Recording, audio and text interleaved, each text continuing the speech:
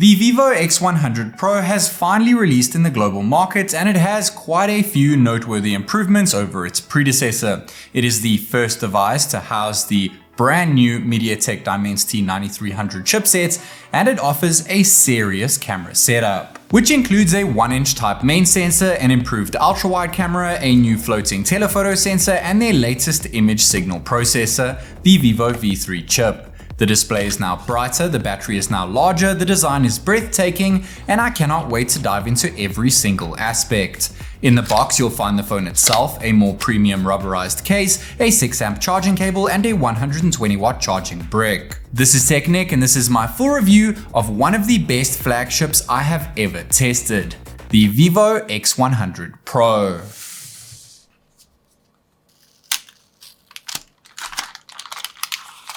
The device comes in only one storage variant, that being 512 gigs with 16 gigs of RAM, so the global price, which works out to roughly $1,100, is quite justified. It might be a hard pill to swallow, but other top-end flagships with this amount of features and this amount of storage do cost quite a bit more. Since the main selling points of Vivo's X series devices are their camera systems, I thought we'd jump straight into it. But before we get into samples, it's worth taking a look at that massive camera module design and what sits inside of it. Vivo likes to call this huge camera module the Sun Halo design, which incorporates an aerospace grade stainless steel ring with a sunburst texture wrapping around a 2.5D rounded glass lens, which features ultra hard anti-reflective Zeiss T coating. Inside this impressive lens sits three 50 megapixel sensors, which consist of an improved ISOCELL JN1 ultra-wide camera with autofocus and the same massive 1-inch type IMX989 main sensor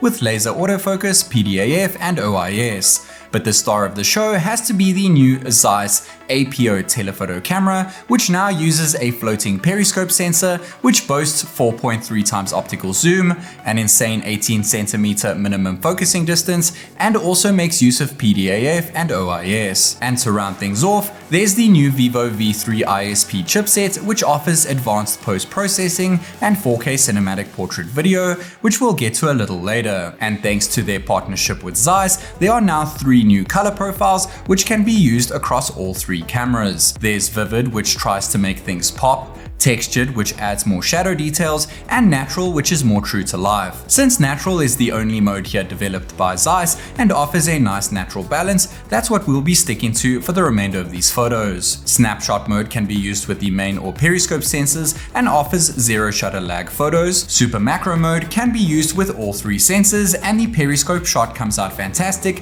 thanks to that new floating mechanism, which offers 18cm minimum focusing distance. Of course, all 3 cameras can shoot native high-resolution images, but bin down photos come out the best thanks to that new Vivo V3 ISP chip, which offers incredible post-processing. The periscope results in fantastic 4.3 times optically zoomed shots and retains almost all detail when zooming in further by 10 times or even 15 times. I don't think I've ever seen such a detailed 30 times zoom photo when using a smartphone, and while things dip down at 50 times and 100 times zoom, things still come out extremely visible. Portraits can be taken at 24 or 35mm using the main camera, which offers superb depth thanks to that large 1-inch type sensor. But 100mm portraits produce DSLR quality images thanks to that new periscope camera. For the first time on a Vivo, we can now record 4K cinematic portrait videos with the main and periscope cameras due to that new V3 ISP chip, and edge detection has never looked so crisp. The X100 Pro can also shoot 8K video, which comes out packed with detail,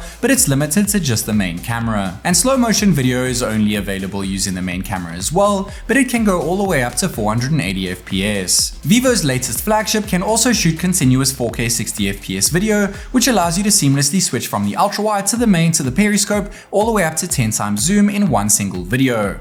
There aren't many phones out there that can do this at 60 frames per second. There is also an ultra stabilization video mode, which keeps things very stable even while running, but it's limited to just 1080p and can only use the main camera. Though it's not really needed since regular stabilization does a superb job already. thanks to all three sensors being able to shoot in very clear, silky smooth 4K 60fps video. That V3 chip also allows for 4K 60fps night video using the main camera, but that anti-reflective lens coating makes it a bit tricky to record video at night when loads of lights are hitting the lens. This is even more apparent when using auto ISO levels to record night video at 30 frames per second. But overall, I'm quite pleased with the level of brightness and detail when recording with all three sensors at night. 4K cinematic portrait video comes out looking a lot better than I was expecting in such a dimly lit scene, and portrait photos come out looking even better, regardless of whether you're using the main or periscope camera. But just as expected, things come out brighter when using night mode instead. Night mode helps when taking photos of a scene too, and light noise is handled very well regardless of which sensor is being used. And just like when we took photos during the day, that periscope camera continues to impress at all different focal lengths. But while 30 and 50 times zoom levels come out acceptable at night,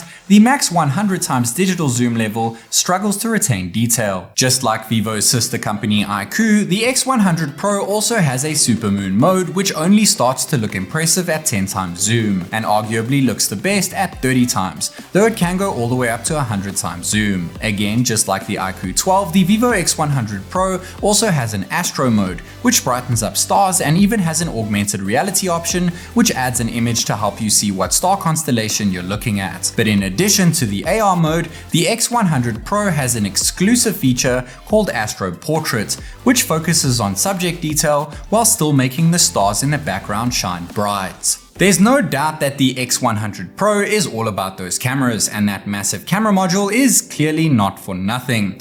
The Vivo X100 Pro takes arguably the best photos I have ever seen produced from an Android smartphone, and I cannot wait to see how it compares going forward. But now it's time to shift our focus to that design and build. There are two different color options to choose from. You can pick it up in Star Trail Blue, also known as Star Glaze Blue in certain markets, which has a solid blue color that's accompanied by silver sparkles that resemble the Milky Way, or Asteroid Black, which has a soft matte black finish. I have the black color version of course, and that matte finish is a lot smoother than you realize, so you're gonna want to use that included case. The bottom trim of the camera ring is slightly larger than the rest, which includes some camera text.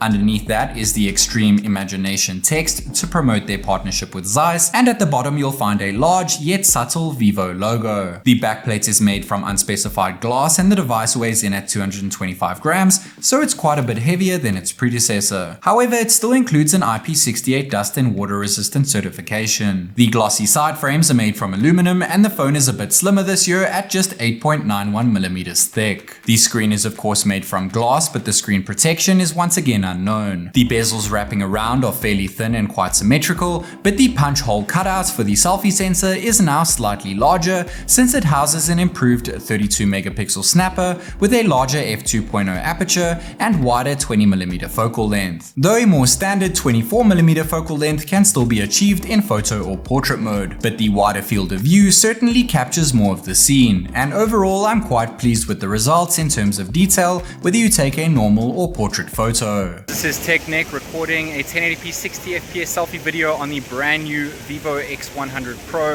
Unfortunately, there is no 4K selfie video option, but at least there is silky smooth 60fps. Let me know your thoughts on the audio as well as the video quality when recording with the selfie cam. I still don't quite understand why there is no 4K selfie video option, but results come out more than decent, and the cherry on top is that you can use the cinematic portrait video mode with the selfie cam as well. Selfie video looks quite good at night too, with very little noise grain and brightens things up quite well. But selfie photos come out way brighter and are packed with quite a bit more detail. The flash isn't really needed here, but it tends to help calm down background light noise. However, there is no way of helping out that lackluster edge detection when using portrait mode. As always, I'm pretty bummed that there's no 4K selfie video mode option. Otherwise, I'm pretty happy with the results. But now it's time to focus up on that display, which is actually quite similar to last year's, that being a 6.78-inch AMOLED panel, which has the same resolution that sits somewhere between QHD and Full HD, and supports HDR10, HDR10+, and Widevine L1 all-in-one content. There are two main changes, however. The first is screen refresh rate, and though it's the same 120Hz, Vivo have now brought back LTPO tech with the new 8T LTPO display backplate, which allows the screen to adjust its refresh rate from as low as 1Hz to as high as 120Hz. But touch sampling rate is still the same at 300Hz, and PWM dimming is also unchanged at 160Hz. The second change is found in screen brightness, which is now more than twice as bright with an impressive 3000 nits of peak brightness. When it comes to software, the Vivo X100 Pro uses their custom Funtouch OS 14 skin, which is layered over Android 14. This is of course their global software, so Google services are included out of the box, along with all the Google features we have come to know and love, such as Google Discover to the left of the home screen, Google Assistant with a simple swipe up gesture, and of course full access to the Google Play Store. Funtouch OS is fluid, simple to use and easy on the eye,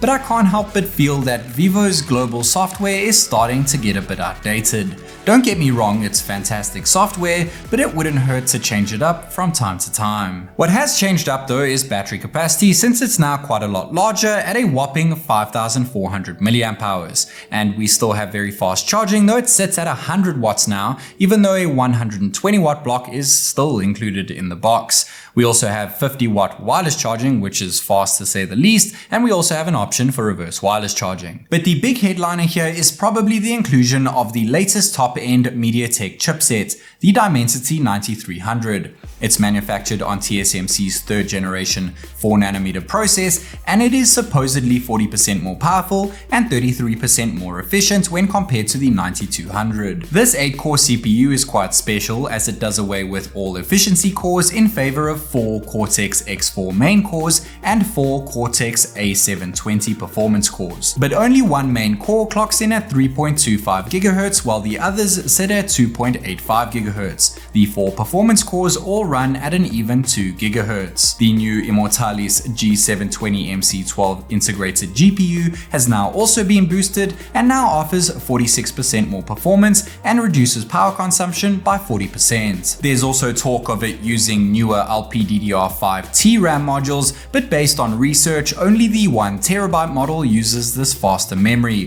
which is limited to the Chinese market, so this is likely using LPDDR5X RAM and UFS 4.0 storage. Pairing all of these raw specs along with boost performance mode found within ultra game mode settings makes for some very impressive scores across multiple different benchmarks. There is certainly an improvement over the previous generation MediaTek chips, and its scores are on par with the new Snapdragon 8 Gen 3 CPU from Qualcomm. But benchmark scores aren't everything, so of course we jumped into a few of our favorite games. Using WeTest PerfDog to measure performance and FPS, we managed to get a stable 120 FPS while playing Real Racing 3, which of course isn't that hard to run, so this was pretty expected. Call of Duty Mobile can now also reach 120 frames per second when set to ultra frame rate mode, and the X100 Pro didn't even break a sweat while averaging a rock solid 120 FPS. Genshin Impact is a much more demanding game, and when setting all graphical settings to the max, we managed to average 60 FPS, which is the frame cap of this game.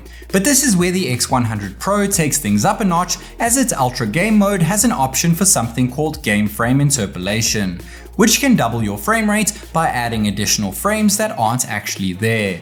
This is extremely helpful when games have FPS limitations, but you have to remember that while your game will feel smoother, it will never feel quite as smooth as a game that natively supports high refresh rate gaming. Using this tool in Genshin Impact, I noticed that it wouldn't double 60 to 120 FPS, but rather drop down to 45 FPS and then doubles that to 90 FPS. So while your FPS reader might show 45 FPS, if you enable the Show Refresh Rate tool in developer options, you'll notice that the display is under the impression that it's running at 90 frames per second. This flagship device also makes use of Bluetooth 5.4, NFC, DualSIM 5G and Wi-Fi 7, so connectivity is on point, as well as a USB 3.2 Type-C port, an IR blaster, an X-axis linear motor for haptics, and uses dual stereo speakers with super audio effect support, so let's go ahead and give them a listen.